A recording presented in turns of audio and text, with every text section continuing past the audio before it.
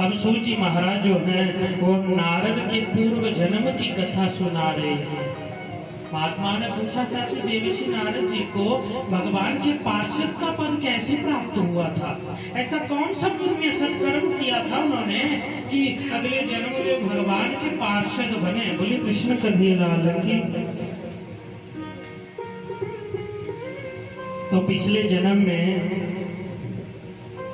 और यही बात देवर्षि नारद जी व्यास जी को भी सुना रहे हैं कि हे व्यास जी महाराज, किया हुआ सत्कर्म जो है वो व्यर्थ नहीं जाता।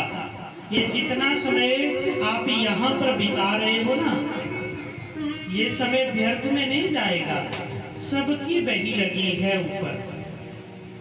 ये जितना समय आप सत्संग में, कथा में, घर में, पूजन में बिताते हो, ये सुंदर समय वहां पर जो है वो लिखा जाता है। जब हम इस धराधाम को छोड़कर जाएंगे ना, तो सबका फैसला होगा। इसलिए तो कहा गया है, मेरे दाता के दरबार में सब लोगों का खाता। अरे चाहे कोई पापी है, कोई ये सोचे ना कि मैंने अंधेरे में पाप कर्म किया है, कोई सुन नहीं रहा है, अरे मैंने विजय जी को गाड़ियां देनी है, अरे विजय जी तो यहाँ है नहीं, खूब गाड़ियां दी, खूब गाड़ियां दी। अरे भाई वो नीली छतरी वाला तो देख रहा है तेरे को, सब कुछ लिखा जा रहा है। अच्छा गाड़ियां दी, बोलिए कृष्ण कन्हैया लाल की। इसलिए तो कहा गया है, मेरे दाता के दरबार में सब लोगों का खाता। मेरे दाता के दरबार में सब लोगों का खाता। मेरे दाता के दरबार में सब लोगों का खाता। मेरे दाता के दरबार में सब लोगों का खाता। हर जो कोई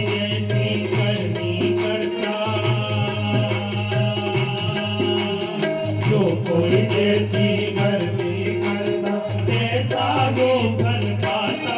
मेरे दाता के दरबार में सब लोगों का खाता।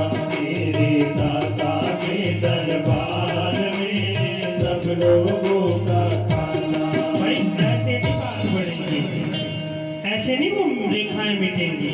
कैसे मिटेंगी? अरे जीवा से कुछ गाना पड़ेगा और प्रभु नाम की। देखिए हर कोई, मैं नहीं, हर कोई कथावाचक, जहाँ भी आप कथा में जाओ ना, हर कोई जो है वो संकीर्तन करवाता है। और भगतजनों याद रखना, भगवान के सामने किया हुआ जब तक पूजा पाठ जो है वो व्यर्थ नहीं जाता। साक्षात स्वरूप में भगवान बैठे हैं, कम से कम 108 बारी ताली ही हमसे, ताली की माला ही पूरी हो जाए इन 3 घंटों में, वो माला भी जो है वो वहाँ पर सुनहरे अक्षरों में लिखी जाएगी कि फलाने ने जो है वो कथा में बैठकर भगवान के नाम की 108 बारी ताली, एक माला उसकी पूरी हो गई। और वहाँ पर लिख दी भाई, जिसकी माला पूरी होगी वहाँ पर लिख दिया जाएगा। तो दोनों हाथ खड़े करके प्रभु नाम की ताली बजाते हुए कहेंगे, मेरे दाता के दरबार में सब लोगों का खाता। मेरे दाता के दरबार में सब लोगों का खाता। मेरे दाता के दरबार में सब लोगों का खाता। मेरे दाता के दरबार में सब लोगों का खाता।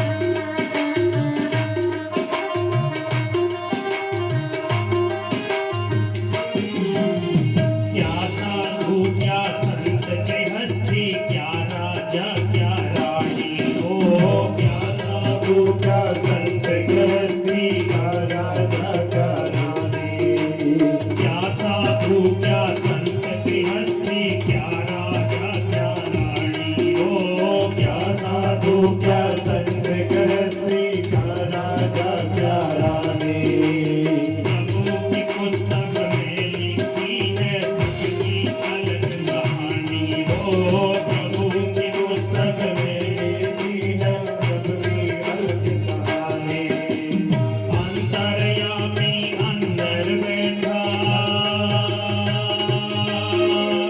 अंतर्यामी अंदर बैठा देखा जो का करता मेरे दाता के दरबार में सब लोगों का खाता मेरे दाता के दरबार में सब लोगों का दोनों हाथ खड़े करके जय हो प्रभु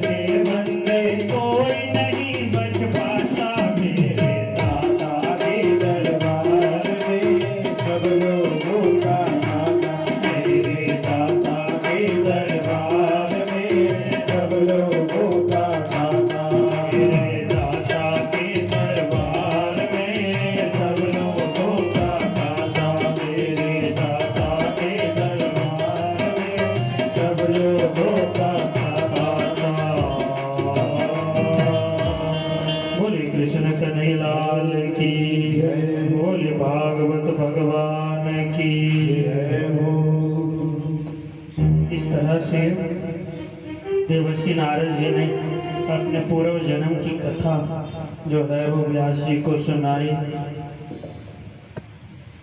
नारद जी कहते हैं कि व्यास जी, मैं एक वेद पाठी ब्राह्मण के घर में जो है एक दासी, मेरी माता जो थी एक दासी की भांति कार्य करती थी।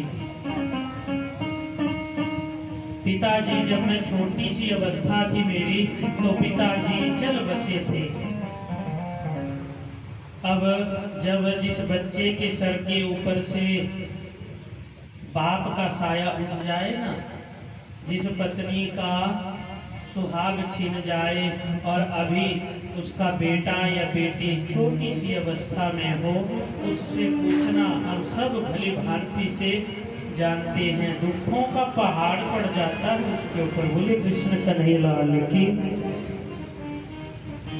मेरी माता गृहस्थ चलाने के लिए अब तो औरों के घर में जाकर कार्य करने लगी, लोगों के झूठे बर्तन मांजने लगी, कपड़े धोने लगी। पर जो भी वहां से पैसे मिलते थे उससे हमारा लालन पालन किया मेरी माँ ने। बोली कृष्ण कन्हैया लाल की। एक बार हमारे गांव में जो है वो चातुर्मास व्यतीत करने के लिए महात्मा लोग आए, महात्माओं की मंडली आई गांव में।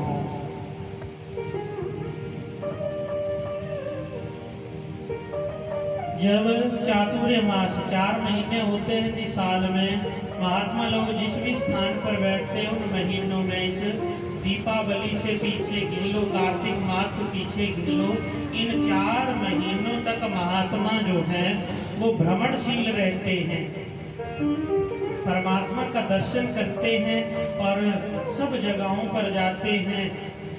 इस तरह से भ्रमण करते हैं, घूमते हैं, हरिद्वार में जाकर नहाते हैं, देवताओं के अच्छे अपने गुरुओं के दर्शन करते हैं। चातुर्य मास व्यतीत करते करते महात्माओं की मंडली जो है वो हमारे गांव में आ गई। बोली कृष्ण कन्हैया लाल की।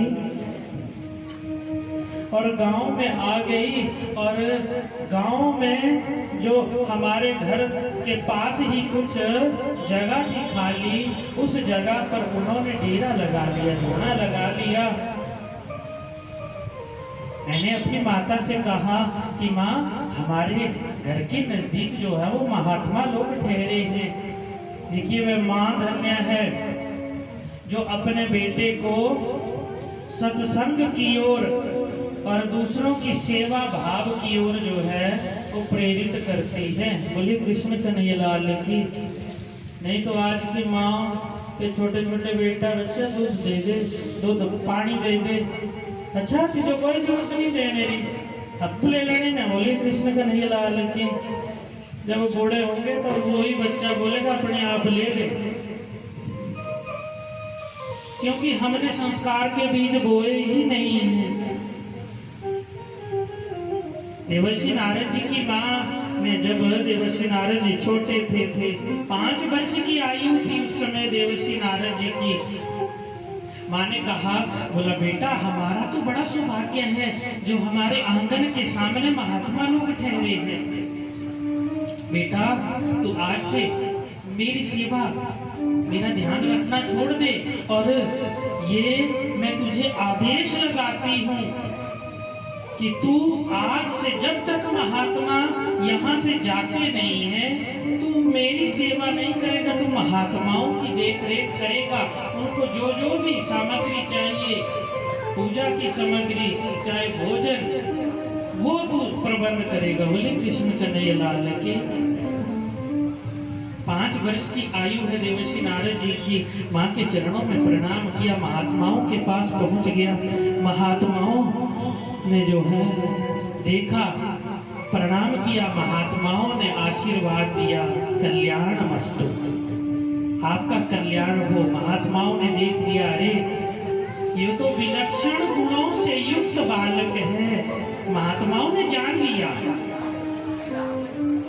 महात्मा महात्माओं ने जान लिया है ये तो अपने जन्म में बहुत कुछ इस जीवन को प्राप्त करके बहुत कुछ प्राप्त कर सकेगा, जो हम नहीं प्राप्त कर सकेंगे वो ये प्राप्त कर लेगा। बोले कृष्ण कन्हैया लाल की। महात्मा त्रिकालदर्शी थे। महात्माओं ने कहा, बोला बेटा इस समय हम स्नान करने के लिए जा रहे हैं और बेटा तो हमारी पूजा की सामग्री इकट्ठी कर सकता है, अर्थात तो हमारे लिए पूजा की सामग्री का प्रबंध कर दे। स्नान करने के बाद हम भगवान की पूजा करेंगे और उसके बाद हम भोजन करेंगे, तो व्यवस्था हो सकती है। आज 5 वर्ष के बच्चे ने कहा, जी महाराज मैं सारी व्यवस्था कर दूंगा, आप जाकर नहाइए। बोले कृष्ण कन्हैया लाल की। महात्माओं की मंडली गई और स्नान किया। जैसे ही स्नान कर कर वापिस आए तो उस जगह पर पूजा के लिए देखिए संस्कार पड़े थे। पिता भी पूजा करते थे, बालक को पता है पूजा में क्या क्या सामग्री प्रयोग में आती है। 5 वर्ष के बच्चे ने पूरी तैयारी कर दी। जितने महात्मा थे ना, सबके लिए अलग अलग पूजा के बर्तन, पूजा की सामग्री, फूल द्रुप जो भी पूजा में प्रयोग होती थी, सबके लिए अलग अलग। महात्मा लोग बड़े प्रसन्न हुए। बोले कृष्ण कन्हैया लाल की। महात्माओं ने परमात्मा का चिंतन किया। जब चिंतन कर बैठे, देवर्षि नारद जी जो 5 वर्ष के हैं वे कहते हैं, गुरुदेव मैंने भोजन भी तैयार कर दिया है। बोले बेटा कहने? बोला हाँ गुरुदेव, जितना मुझसे हो सका और जैसा हो सका मैंने भोजन भी तैयार कर दिया है।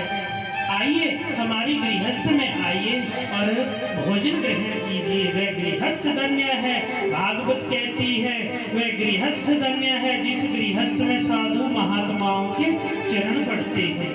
वह गृहस्थ धन्य है जिसमें सच्चे वेद पाठी ब्राह्मण के चरण पड़ते हैं। वह गृहस्थ धन्य है जिस घर में मेरे बाल गोपाल जो है वो रहते हैं। आज देवर्षि नारद जी के घर में गृहस्थ में जो है वो महात्मा आए और उन्होंने भोग लगाया। कहा ये भी जाता है भक्तजनों, ये अन्न ये जो हम खाते हैं ना, ये अन्न सदा सदा बासी रहता है। बोलिए कृष्ण कन्हैया लाल की। एक बार एक नई नवेली दुल्हन जो है वो विवाह कर आई ससुराल में। विवाह कर आई ससुराल में। अब जो हमारी बहनें होती हैं जो विवाह कर जाती हैं ना, ससुराल में जाकर उनका तो दूसरा जन्म होता है। ये तो सब आप भली भांति परिचित होंगे, क्योंकि माता पिता के घर का जो वातावरण होता है ना, कई बार ठीक उससे उलट वातावरण ससुराल में जो है वो मिलता है और उस वातावरण में ढलने के लिए समय लगता है। आजकल लड़ाइयाँ जो है ना 90% जो पारिवारिक कला है ना वो यही कारण है। क्यों? एक बेटी जो है अपने माता पिता करे जहाँ पर उसने 20, 25, 30 साल लगाए, उस घर को छोड़कर उस वातावरण को छोड़कर आपके वातावरण में आई है। अरे उसे वहाँ पर ढलने के लिए समय लगेगा। लेकिन हम क्या सोचते हैं, अच्छा बहू आई थोड़ी सारा काम करना शुरू कर दो। बोले कृष्ण कन्हैया लाल की। अरे कई बार ऐसा संयोग होता है उसने जो पिछले घर में काम किया होता है आगे वैसा काम नहीं होता। हमें भी ये जो अब किसको दोष दें जी। बोलिए कृष्ण कन्हैया लाल की। अब समझो यह कलयुग की ही मार है, क्योंकि जिस माता ने जो है वो अपनी बहू को उलाहना दिया है ना, बस वो मेरी एक बात सुन ले और जब बहू को गालियां लगे ना देने तो बस एक बात ध्यान में रख ले कि वहाँ पंडित ने एक बात बताई थी। बस एक बात सुन ले और समझ ले कि सास भी कभी, हाँ जी बोलिए कृष्ण कन्हैया लाल की, सास भी कभी बहू थी। सीरियल है एक सास कभी बहू है ना जी।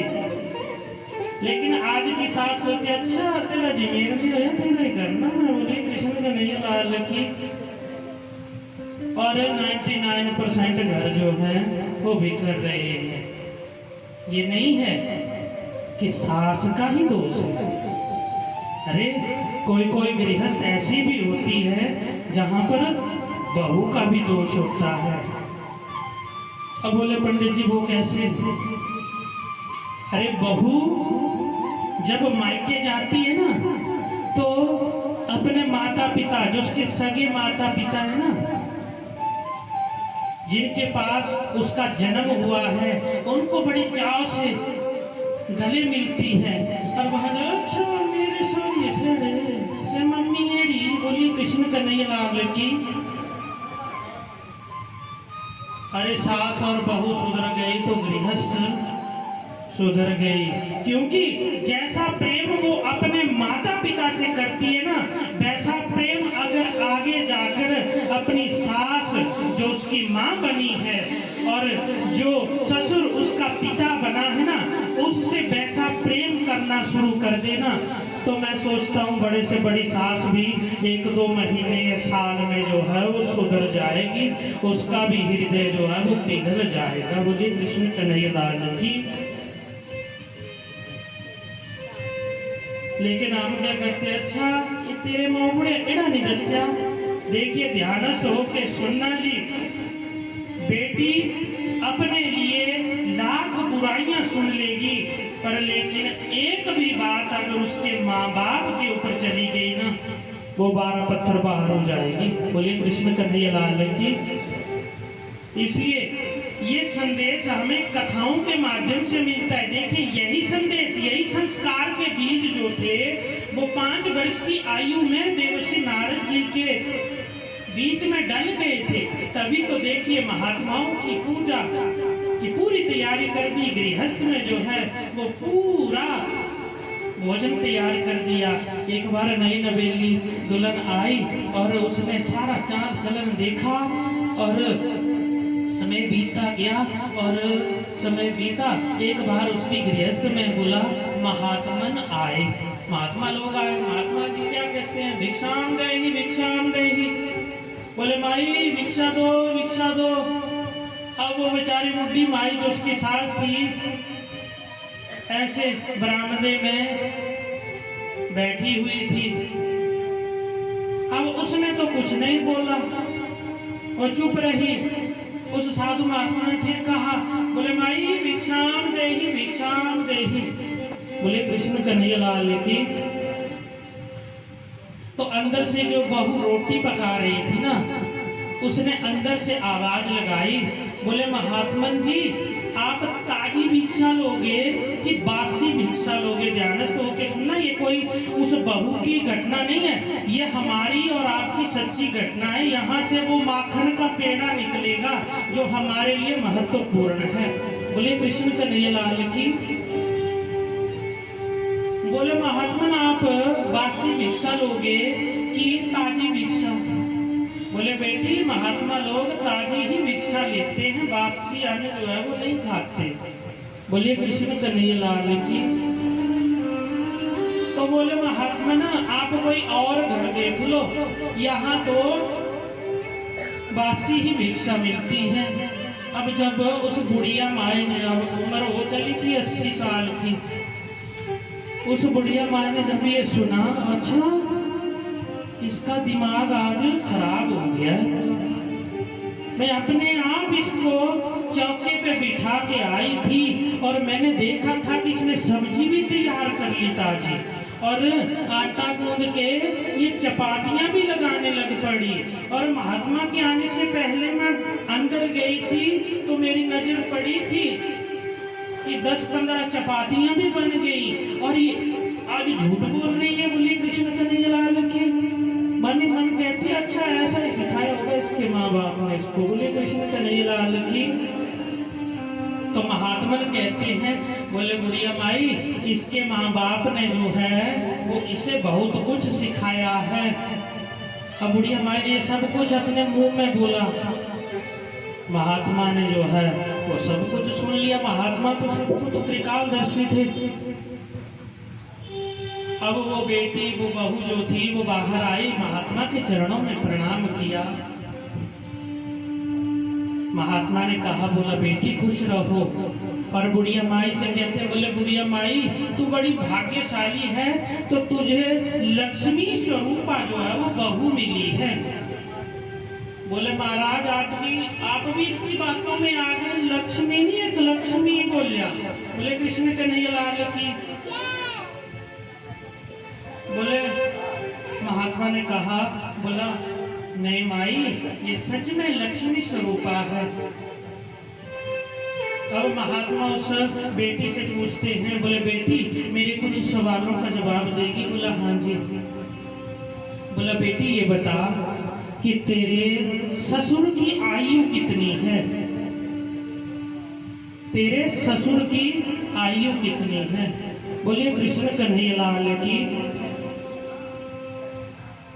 जब ये पूछा कि तेरे ससुर की आयु कितनी है, उसने कहा यही कोई महाराज 6 महीने। बोले कृष्ण कन्हैया लाल की 6 महीने। अब बुढ़िया माई का पारा हौले हौले चढ़ रहा है। बोले अच्छा 6 महीने कोई नहीं। बोले कृष्ण कन्हैया लाल की। अब महात्मा ने फिर प्रश्न किया, बोले बेटी अच्छा अब तू ये बता कि तेरी माँ की आयु कितनी हुई है? ये जो सामने बैठी है तेरी माँ, इसकी आयु कितनी है? बोले महात्मा ने यही कोई 15 दिन। बोलिए कृष्ण कन्हैया लाल की। यही कोई 15 दिन। अब बुढ़िया माई का मन करे कि मैं उठूं और 2 तमाचे लगाऊं। बोला इसको। महात्मा कहते हैं, बोले बुढ़िया माई तू तो सच में बड़ी भाग्यशाली है जो तुझे लक्ष्मी स्वरूपा बहू बेटी जो है वो प्राप्त हुई है। बोला अच्छा बेटी मेरे अंतिम सवाल का जो है वो जवाब दे दे। बोले तेरे पति की आयु कितनी है? बोले महात्मा ना सच बताऊं? बोला हाँ बेटी सच बता। बोले महात्मा उनका तो अभी जन्म ही नहीं हुआ है। बोले कृष्ण कन्हैया लाल की। और जब ये कहा कि उनका जन्म ही नहीं हुआ है, जो बुढ़िया माई लाठी के सहारे चलती थी आज बिना लाठी के उठी और अपनी बहू को जो है वो पकड़ लिया। अच्छा तो झूठ मेरे सामने झूठ सरासर झूठ बोल गई। अरे महात्मा ने जो है वो शांत करवाया। बोला बुढ़िया माई बैठ बैठ आराम से बैठ। बोले नहीं नहीं महात्मा जी इसने सब कुछ झूठ बोला। आपके सामने देखिए आप बोलिए मेरी आयु कितनी? अरे 80 साल की मैं हो गई। दांत में मुंह में एक भी दांत नहीं बचा, बाल सारे पककर सफेद हो गए, चला मुझसे नहीं जाता। 80 साल की मैं हो गई और ये कहती है कि 15 दिन की। बोली कृष्ण कन्हैया लाल की। और मेरे पति जो 90 वर्ष की आयु के हैं उनके बारे में कहा कि 6 महीने के। और तो और महात्मा जी इसने अपने पति के बारे में भी झूठ बोल दिया कि उनका तो अभी जन्म ही नहीं हुआ है। इससे पूछिए कि अगर इसके पति का जन्म नहीं हुआ है तो ये यहाँ कैसे आई और किसके साथ आई और क्या यहाँ क्या करती है? बोला बोली कृष्ण कन्हैया लाल की। बोले बुढ़िया माई तू बैठ। बोला ध्यान से सुनना जी हमारी और आपकी कथा है। महात्मा जी कहते हैं, बोले बुढ़िया माई इसने सच कहा है। वो बहू भी कहती है, बोले माता जी मैंने सच कहा है लेकिन आपके समझने में फर्क है। बोले अच्छा महात्मा जी आप ही बताइए। बोले नहीं बुढ़िया माई तेरी ही बहू बताएगी। बोले क्यों रे बता। तैने अपने ससुर के बारे में देख 90 साल के हैं उनके बारे में तैने कहा कि इनकी आयु 6 महीने की है। बोलिए कृष्ण कन्हैया लाल की। 90 साल के हैं अभी अभी आधार कार्ड चेंज करवा के आए हैं उस पे साफ साफ अब तो आधार कार्ड के ऊपर आयु चढ़ गई है 90 साल तो उसी के हिसाब से हो गए। बोलिए कृष्ण कन्हैया लाल की। बोले माता जी मुझे माफ कीजिए लेकिन सच में पिता की आयु जो है शास्त्रों के अनुसार पिता की आयु लगभग 6 ही महीने की है। बोला वो कैसे? बोला जब से मैं आई हूं ना, कभी कभार जो है वो पिताजी गांव में कथा होती है ना, तो कभी कभार, रोज भी नहीं जाते, बोला कभी कभार जो है वो कथा कीर्तन में जो है वो जाते हैं। लोगों के यहाँ कोई भी धार्मिक अनुष्ठान होता है वहाँ कभी कभार जाते हैं। अगर वो कभी कभार वाला हिसाब लगाया जाए और 80 साल 90 सालों का कैलकुलेट किया जाए तो लगभग 6 ही महीने जो है वो वास्तविक पिताजी की आयु है। शास्त्र हमारा कहता है कि हमारी 80 साल की आयु से कोई लाभ नहीं। आयु भले छोटी हो, लेकिन जो आयु, जो समय परमात्मा के चिंतन में व्यतीत हो, वो ही सच में हमारा सुनहरे अक्षरों में बहा लिखा जाता है। अभी आपने भजन सुना, बोले कृष्ण कन्हैया लाल की। बोले अच्छा तू ये बता मेरी 15 दिन की आयु कैसे हुई? बोले कृष्ण कन्हैया लाल की।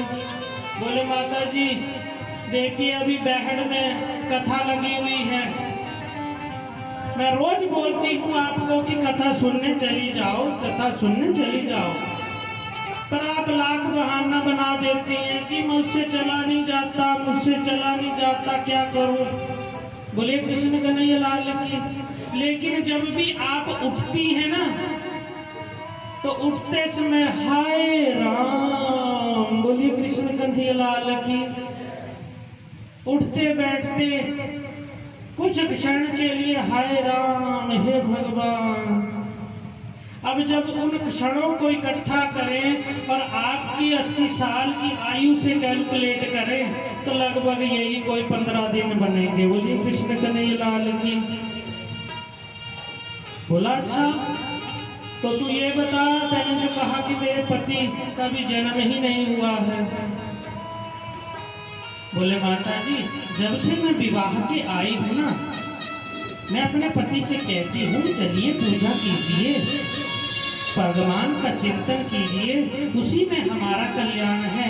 लेकिन वो कभी ना तो पूजा करते, अरे पूजा क्या, वो तो किसी को प्रणाम ही नहीं करते, वो आपसे भी जो है वो बुरा व्यवहार करते हैं। अगर कोई ऐसा व्यवहार करता है उसका तो जन्म ही नहीं हुआ है शास्त्रों के अनुसार। बोलिए कृष्ण कन्हैया लाल की।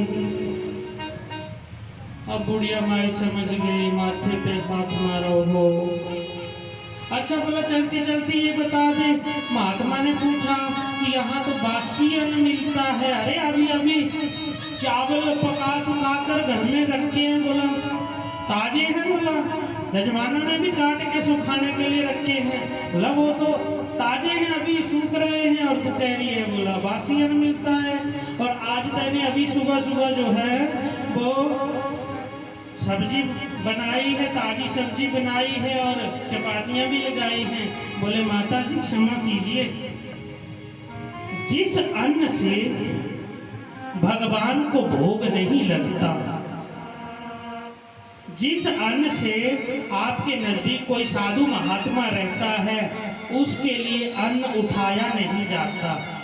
जिस अन्न से ब्राह्मण लोगों को नसरावे, जब भी पूजा पाठ की जाती है ना, ब्राह्मण लोग नसरावे खाते हैं ना, दो फायदे होते हैं जी उससे। एक तो देवताओं के निमित्त उनका दान हो जाता है, आपसे दान करवाया जाता है। दूसरे आपके अन्न की शुद्धि भी हो जाती है।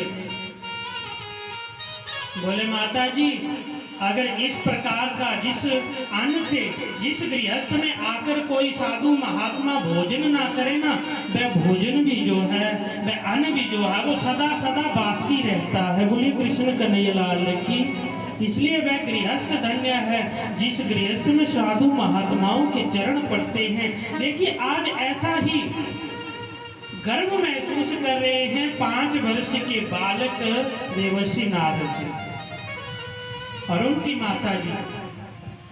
ब्राह्मण संत समाज बैठा है, उन्होंने जो है वो भोजन की थाली ली है। हे भगवान, हाथ जोड़े, हे भगवान ये आपका ही दिया हुआ है, आइए सबसे पहला भोग जो है वो आप लगाइए। मंत्र पढ़ा, जल छोड़ा, अर्पण किया, भोजन खाया। बोले कृष्ण कन्हैया लाल की। महात्मा लोग चले गए। जब रात्रि हुई तो देवर्षि नारद जी उन्हीं महात्माओं के पास चले गए और उनके नजदीक बैठ गए। महात्मा जो है वो सत्संग कर रहे हैं। राम नाम बोल बेला होया सत्संग दा, राधे श्याम बोल बेला होया सत्संग दा। भजन फिर सुनाऊंगा कभी। उन्होंने माला ली और प्रभु के नाम का जाप करने लग पड़े।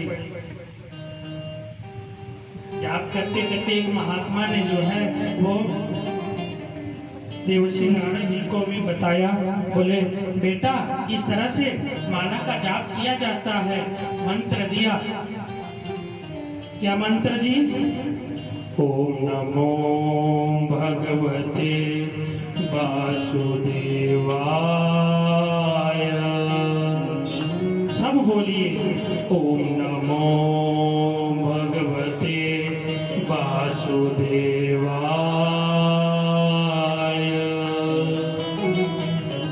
मैं गारंटी देता हूँ जी, बड़े से बड़ा दुख होगा ना, अरे अपने मन को पकड़िए जरा और बैठ जाइए एक स्थान पर। कुछ क्षण कोशिश करिए मंत्र जाप करने की। माला लीजिए, आंखें बंद कीजिए। थोड़ी देर तो आपका मन भटकेगा, लेकिन बाद में आपका ध्यान जो है वो भगवान के श्री चरणों में लग जाएगा और आपकी माला पूरी हो जाएगी। वही ध्यान हमारा कल्याण का जो है वो हेतु बन जाता है। बोलिए कृष्ण कन्हैया लाल की। जब महात्मा लोग चातुर्य मास व्यतीत कर कर जाने लगे तो अब तो देवर्षि नारद जी की प्रीति जो है उनसे लग गई। जिस तरह से हम पहले दिन आए, अरे 7 दिनों तक रहते हैं, जिस गृहस्थ में रहते हैं ना, जब जाते हैं ना तो हमारा भी लगाव हो जाता है। ठीक वैसे ही देवर्षि नारद जी का लगाव भी, जो 5 वर्ष के बालक हैं, महात्माओं से हो गया। महात्मा ने अपना क्रमंडल उठाया और चल दिए। बोले बेटा खुश रहो। बोले महात्मा जी मैं भी आपके साथ चल पड़ूंगा। बोला कुछ नहीं रखा इस संसार में, जो हरि के नाम में आनंद है, बोला वो इस संसार में आनंद नहीं है। बोले कृष्ण कन्हैया लाल की। बोले बेटा नहीं, तू हमारे साथ अभी नहीं जा सकता। बोले महात्मा क्यों? बोले बेटा देख तेरी घर पर माँ है और उसकी देखभाल करना भी तेरा कर्तव्य बनता है। तो बोले महात्मा जी मैं कैसे फिर नाम जप करूं? बोले बेटा तू गृहस्थ में रहकर जो है वो अपने नियमों को ध्यान में रखते हुए अपना जीवन यापन कर, और एक समय ऐसा आएगा कि तू अपने आप ही जो है वो घर छोड़ देगा। भगवान की कृपा तेरे ऊपर हो जाएगी। बोलिए कृष्ण कन्हैया लाल की। महात्मा जी चले गए और एक समय एक सुबह जो है वो देवर्षि नारद जी की माता जो है एकदा निर्गतांगेहा दोहन्तीं निशीगां पतिं शर्पोदंशपदास्पृष्टा कृपणतां कालचोदिता।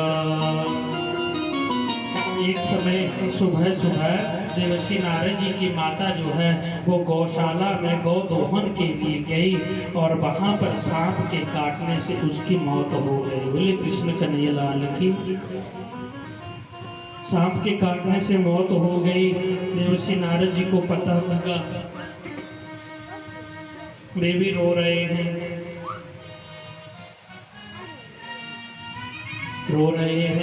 और गांव के लोग आए, उन्होंने समझाया। बोला बेटा क्या कर सकते हैं, बस यही सोचना कि इतना ही संबंध था।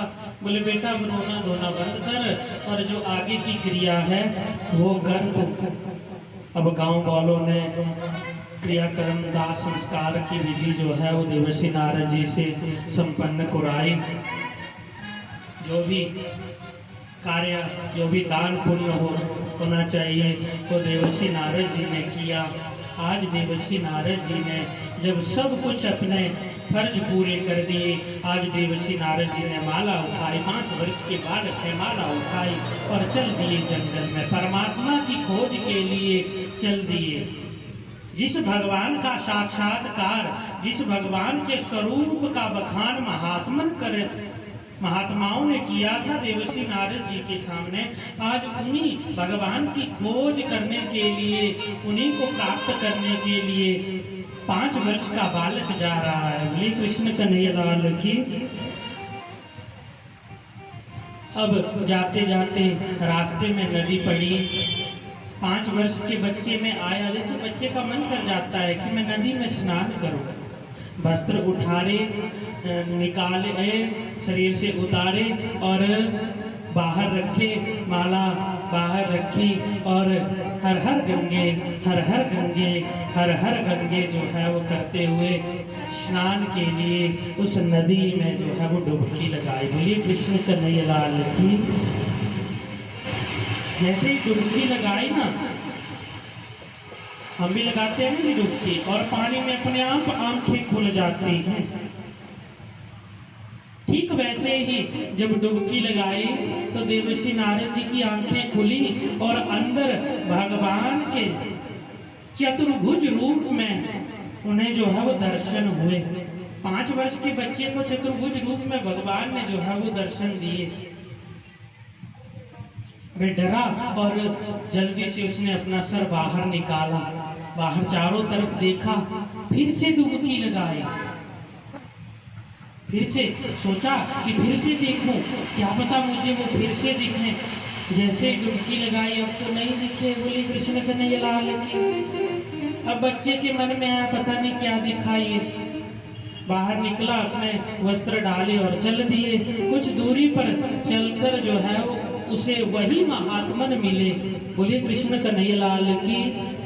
वही महात्मन मिले और महात्माओं के चरणों में प्रणाम किया। महात्मा से कहता है, बोले महात्मन मेरी माँ का भी देहांत हो गया, अब तो मैं आपके साथ जो है वो चल पड़ूंगा, भगवान का भजन करूंगा। ये महात्मन आप ये तो बताइए भगवान दिखते कैसे हैं। बोले कृष्ण कन्हैया लाल की। आप ये तो बताइए भगवान दिखते कैसे। महात्माओं ने बताया, बोला बेटा भगवान का स्वरूप तो बड़ा सुंदर होता है। वे 4 भुजाधारी हैं और मस्तक पर सुंदर मुकुट है, हेमवर्ण पीतांबर और माथे मुकुट,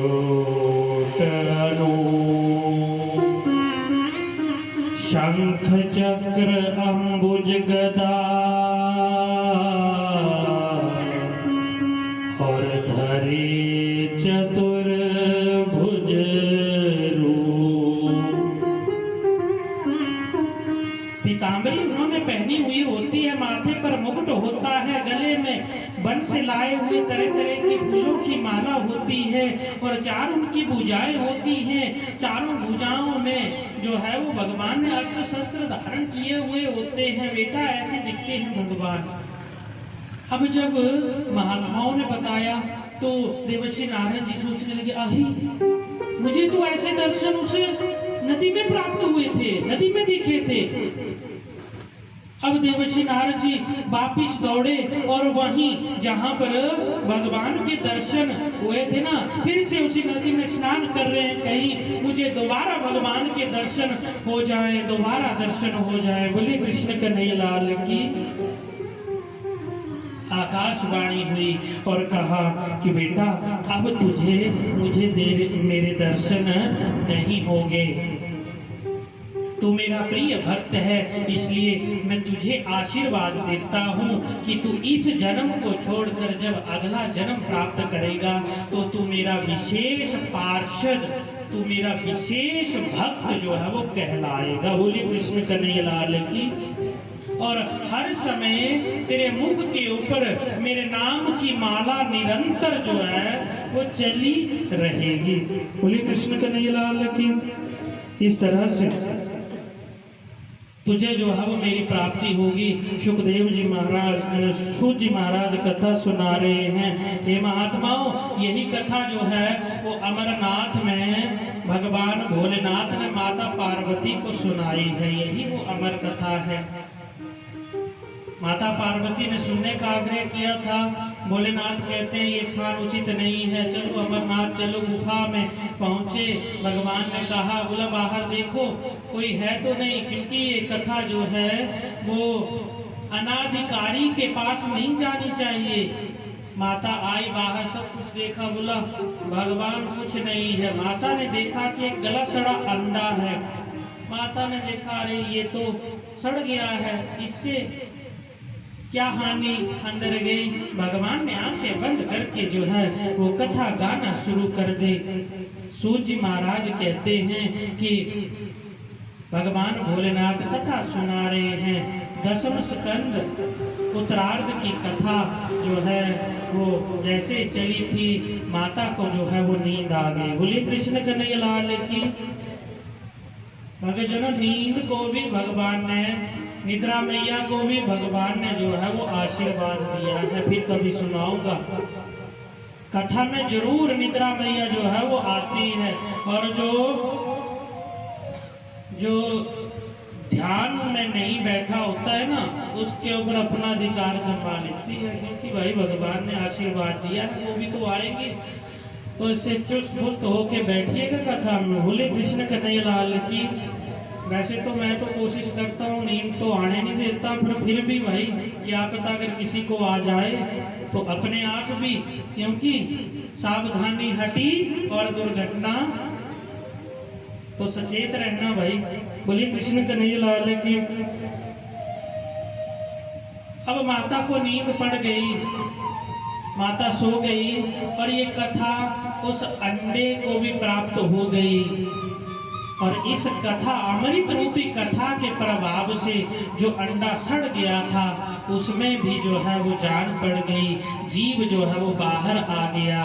और जो है वो आगे की कथा में हुंकारा। जब भगवान बैठे थे ना, तो भगवान ने कहा था बोला देवी मैं तो अपने प्रभु की कथा आंखें बंद करके सुनाऊंगा, पर तुझे ध्यान रखना होगा कि बीच बीच में हुंकारा जो है वो भरना होगा। बोले कृष्ण कन्हैया लाल